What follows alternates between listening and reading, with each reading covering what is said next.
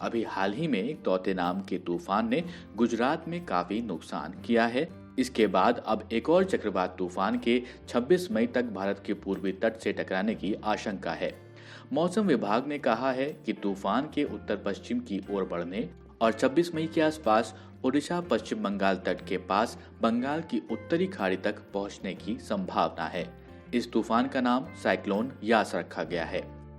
2 सप्ताह के भीतर भारत में दस्तक देने वाला ये दूसरा चक्रवात होगा।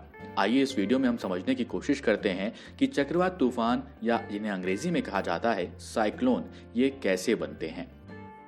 गर्म इलाके के समुद्र में मौसम की गर्मी से हवा गर्म होकर अत्यंत कम वायु दाब का क्षेत्र बनाती है। हवा गर्म होकर तेजी से ऊपर आती है। इससे ऊपर की नमी मिलकर संघनन से बादल बनाती है। इस वजह से बनी खाली जगह को भरने के लिए नम हवा तेजी से नीचे जाकर ऊपर आती है।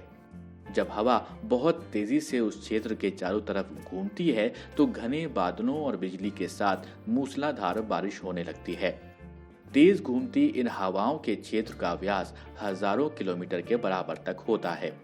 अब सवाल आता है कि यह हवाएं गोल कैसे घूमती हैं।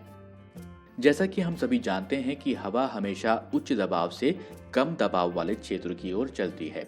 उच्च दबाव वाले क्षेत्र ठंडी जगहों में बनते हैं, जबकि कम दबाव वाले क्षेत्र गर्म जगहों में बनते हैं। ध्रुवीय क्षेत्र उच्च दबाव वाले क्षेत्र होते हैं क्योंकि यहाँ सूर्य के प्रकाश की मात्रा उष्णकटिबंधीय क्षेत्र से कम होती है, तो हवा ध्रुवीय क्षेत्रों से उष्णकटिबंधीय क्षेत्रों की ओर चलती है। इसके बाद पृथ्वी की बात करें तो हम सभी जानते हैं कि ये पश्चिम से पूर्व की ओर घूमती है। पृथ्वी के उसके अपने एक्सिस पर रोटेट होने की वजह से ट्रॉपिकल रीजन्स यानी उष्णकटिबंधीय क्षेत्र में हवा का विक्षेपण होता है यानी डिफ्लेक्शन होता है।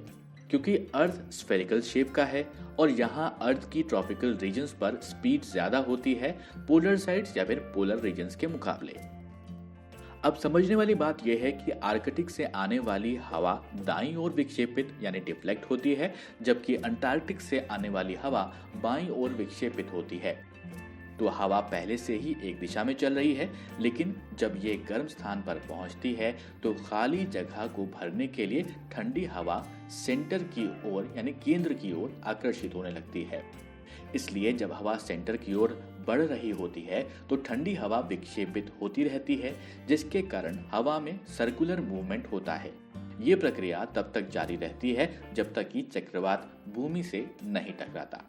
आशा करते हैं आपको ये वीडियो पसंद आया होगा। इस वीडियो को और इस जानकारी को अपने दोस्तों के साथ शेयर करें और ऐसे ही देखते रहें जागरणजोश.com।